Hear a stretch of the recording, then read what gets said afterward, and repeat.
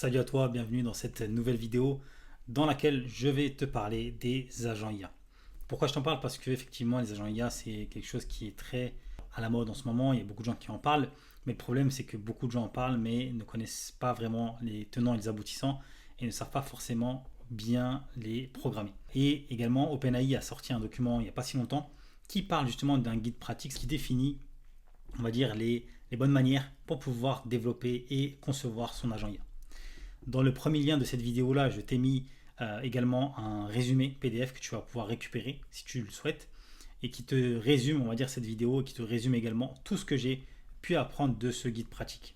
Moi, ça fait quelques temps maintenant que je développe des agents IA, que ce soit pour des sociétés ou bien pour moi, ma vie personnelle, entre guillemets. Et je peux te dire que c'est beaucoup plus, je dirais, subtil qu'il n'y paraît. Okay, c'est pas magique comme on peut le voir un peu partout, mais il y a beaucoup des techniques, de théories qu'il faut apprendre et mettre en pratique pour pouvoir avoir des résultats concrets et intéressants. Okay, donc ça, c'est un guide pratique que OpenAI a sorti avec l'explication qu'est-ce qu'est un agent. Il donne beaucoup de détails et c'est intéressant. Moi, en tant que dev, ça me permet aussi de bien comprendre comment ils ont conçu leurs agents. Mais je dirais que de manière intuitive, je mettais en place ce qu'ils ont décrit dans leur document. Je t'ai fait un petit résumé de ce que j'ai compris, en tout cas de ce qui me paraissait le plus important pour pas que tu aies à te reprendre tout le document. Et donc on va commencer directement avec ce résumé-là. Donc la première des choses, c'est vraiment faire une différenciation concrète, une grosse frontière entre les agents et les automatisations. Avant, on parlait beaucoup d'automatisation parce que c'était un peu le terme à la mode, parce que voilà, on arrivait à automatiser des choses. Une automatisation, c'est quoi? C'est j'ai un déclencheur, ok, j'ai un déclencheur ici qui va lui amener vers un scénario qui va déclencher d'autres actions, etc., etc. Typiquement, je reçois un email, ok, je reçois un email ici, et là, je vais notifier via Slack, par exemple, mon équipe. Voilà, ça c'était les automatisations, on va dire, assez classiques avec du Make, avec du Zapier, ce genre de choses. Maintenant, la différence avec les agents, c'est que les agents, ils sont capables de raisonner, de prendre des décisions de manière complètement autonome. Mais le problème de ça, c'est comme on leur donne une certaine autonomie, il faut absolument vérifier comment et surtout être sûr de comment on a prompté et surtout faire des tests parce que aujourd'hui on peut prompter un agent, mais le problème c'est que comme on n'a pas vu tous les cas de figure, tous les scénarios inimaginables, l'agent lui il va partir dans une direction que tu lui as donnée, mais si la direction n'est pas bien balisée, il peut aller dans tous les sens, d'accord? Donc si tu restes jusqu'à la fin de cette vidéo, tu sauras mieux que 95% des personnes qui parlent des agents comment les programmer et comment justement arriver à tes fins grâce aux agents. Ok, donc ça c'est la grosse différence. L'agent il est autonome, il est capable de prendre des décisions. Par contre, le double tranchant, c'est que forcément il est capable de prendre des décisions, de réaliser des actions. Mais si tu mets pas de garde-fou justement, on va le voir juste après, et ça peut être terrible. Donc ça c'est la grosse différence entre les agents et les automatisations. L'automatisation elle ne prend pas de décision, elle n'est pas autonome, elle fait ce que tu lui as demandé de faire et puis basta. Ok. Donc voilà, donc là un exemple d'agent, ce que j'ai mis juste en haut, mais tu reçois un message Telegram. Ton agent, il va traiter ce message-là, il va pouvoir aller récupérer des emails, répondre automatiquement, voir un agenda, modifier, créer un événement, etc., etc. Donc ça, c'est la partie un peu autonomie de l'agent. En fonction du message Telegram, il va prendre des décisions selon les outils que tu lui auras donnés à sa disposition. Les trois piliers des agents, les choses les plus importantes, c'est quel est le modèle que l'on va lui donner. Ça, c'est hyper important. Peu de gens en parlent, mais le modèle que tu vas donner à un agent va déterminer sa performance et surtout va être responsable de ce qui va se passer derrière, quoi. Les outils également. Donc un agent qui n'a pas d'outils, c'est comme un mécanicien, un garagiste qui n'a pas d'outils pour réparer ta voiture. Donc si tu n'équipes pas ton agent, il ne va pas faire grand-chose. Et ensuite, et ça pour moi c'est le plus important, un prompt ultra clair et bien délimité. Un prompt ultra clair et bien délimité, c'est vraiment la base pour avoir un agent performant. Comment on choisit le bon modèle? Une analyse assez simple, simpliste on dirait, c'est si tu as une tâche simple, tu peux prendre un modèle léger. Donc les modèles légers, généralement, c'est un peu ce qu'on voit sur OpenAI, donc c'est tout ce qui va être GPT avec des suffixes, d'accord? Donc GPT 4o-mini, voilà. Tout ce qui est fini par mini, tout ce qui finit par avec des abréviations un petit peu, etc. etc. Ok. Donc ça, c'est généralement les modèles un peu dérivés. Ça, c'est pour les tâches simples qui ne demandent pas énormément de tokens. Ensuite, on a les tâches complexes. Les tâches complexes, ça peut être un super agent, par exemple, qui va être en charge de faire du management, d'aller orienter les différents agents selon le contexte. Et donc là, on va partir plutôt sur des modèles un peu plus complets, un peu plus, je dirais, sophistiqués, GPT-4, GPT-4o, GPT-4.1 maintenant, ce genre de modèle-là, pour les tâches un peu plus complexes.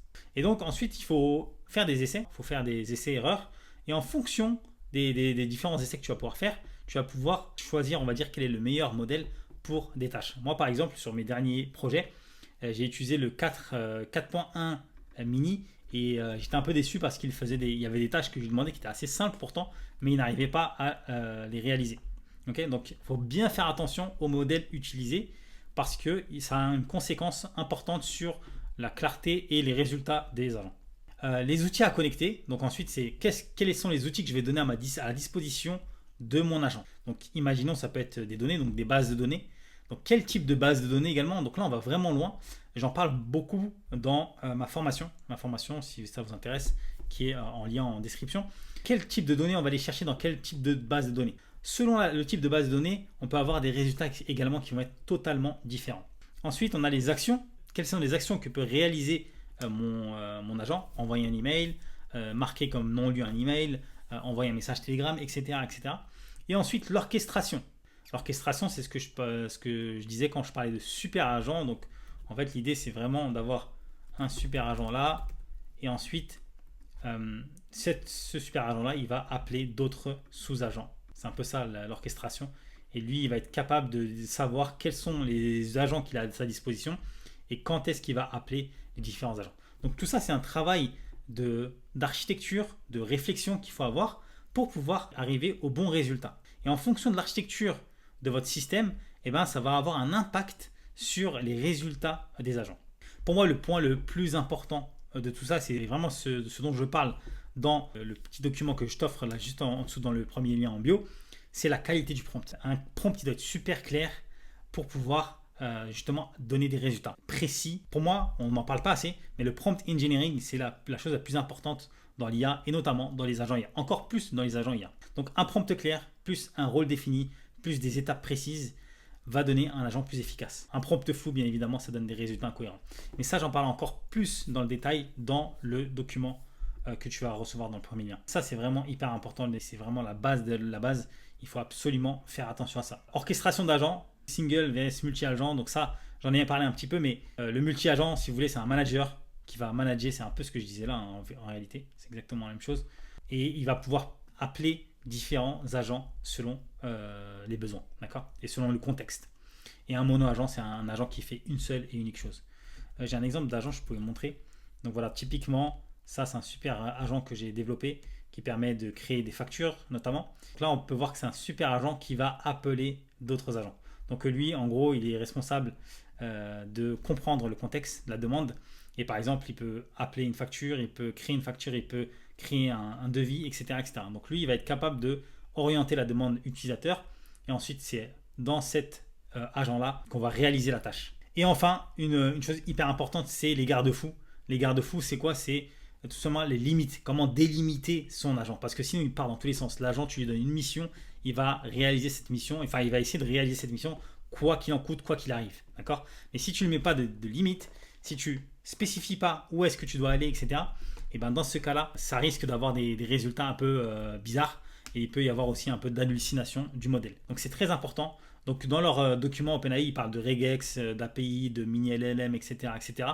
Mais moi, j'aime bien, dans mon prompt, vraiment définir ce que je ne veux pas qu'il fasse. Et on appelle ça aussi le negative prompt. D'accord? Je trouve que c'est une notion qui est hyper intéressante. Le negative prompt, dans notamment les modèles de création d'images, etc. Parce que c'est important de dire à l'agence ce que je ne veux pas. Donc on dit ce que l'on veut, mais ce que l'on ne veut pas également, c'est hyper important pour moi. Mais ça également, j'en parle beaucoup dans ma formation. Et enfin, pour finir, parce que j'ai pas envie de faire une vidéo trop longue pour vous, bonne pratique, conclusion. Donc, ce qui est hyper important, c'est comment je décompose les tâches quand je conçois un agent. Quelles sont les tâches? Est-ce que je peux décomposer les tâches? Est-ce que j'ai besoin d'un système avec un multi-agent, un agent manager qui va appeler les différents agents au fur et à mesure? Gérer les cas extrêmes, donc ça c'est ce qu'on a dit par rapport aux garde-fous, d'accord, aux limites. Ok. Sécurité, expérience utilisateur, bien évidemment. Toujours faire des tests sur les différents cas de figure, les différents exemples, parce que c'est dans les tests que l'on voit les limites, les hallucinations de notre modèle, et un rôle clair et évident pour chaque agent. Donc une fois qu'on a ça, on est capable de réaliser des agents qui sont fonctionnels. Moi, je parle vraiment des agents qui sont que l'on peut le commercialiser sur le marché.